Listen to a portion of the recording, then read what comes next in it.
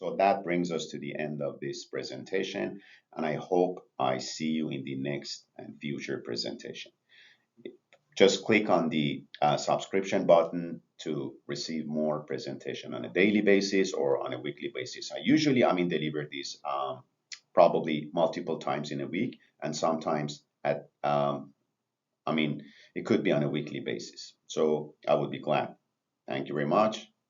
Have a great one. Zero trust architecture. You know that since pandemic, the working model has been tremendously evolved and people started to just work from home. So even myself, I couldn't picture myself working from home all day long. With having kids and family all around and not being distracted by many things, right? But when we had to just do it, we started thinking that this is a good idea actually. But anyways, the whole world, the working model is evolving. People, not that they want to just work from home, but distributed working model is more demanded these days. So we have to just follow the, I would say, the trend and the working model. That's why the zero trust architecture is made for this purpose. So people, in order to work from anywhere, they should be secure. So we have to make sure people are secure no matter from where they're working. Access securely the corporate resources from anywhere, absolutely, and allow access from any type of devices. It could be bring your own device or BYOD. It could be like corporate device or you name it, right? And you must be secure anywhere, no matter how and what you use. So this is NIST, which is like a reference for many of the security architects or cybersecurity SMEs or subject matter expertise. That it shows that traditional protection includes protecting through the firewalls or some sort of a mechanism that is called firewall to protect your perimeter. That means there is internet and there is internal zone, and you could just protect whatever is coming to your network, and what comes to your network may have access to other resources as well. As you see on the left hand side, one could only exploit or access one of the servers which is marked in red, could be easily spreading, or just like a virus or malware or whatever word could be spreaded all across the other servers. While on the zero trust network model, there is absolutely zero trust. That means each individual entity is like a single, is treated differently. And even though you have access or you could break into one of the systems from outside in, you will not be able to just cross that server or just go across and access the other servers. So once again, the ZTA legacy against modern approach. That means with the legacy approach, we had static perimeter-based defense.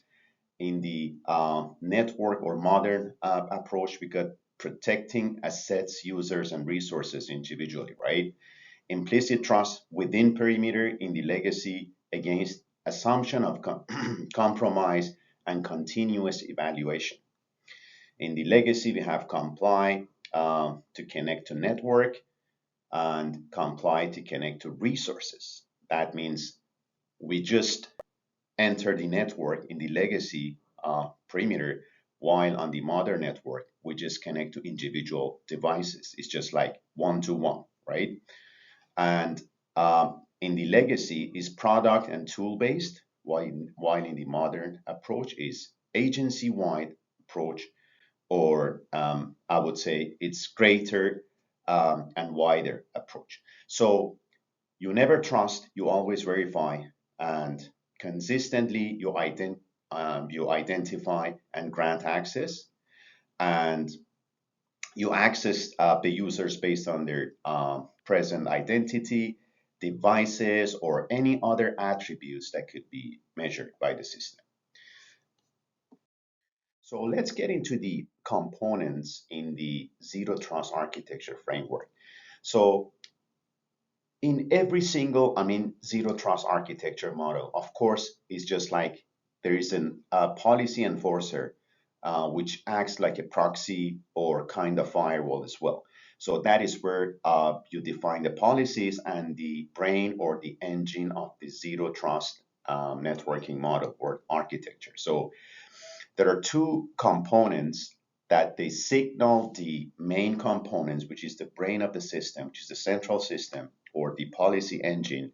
So whether you are just a device or user, you would report your status to the policy engine based on what it decides how to give you access or grant access to whatever you may require, right? So on the device itself, on the computer side itself, you got different options. Is it a managed device? Is device compliant or is been scanned?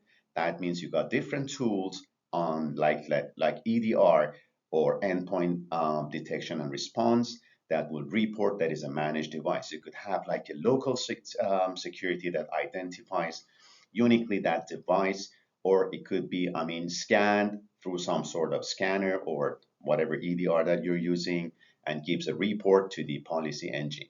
On the other end, the user, is it using like an MFA or 2FA in order to like an out of band mechanism to just identify itself?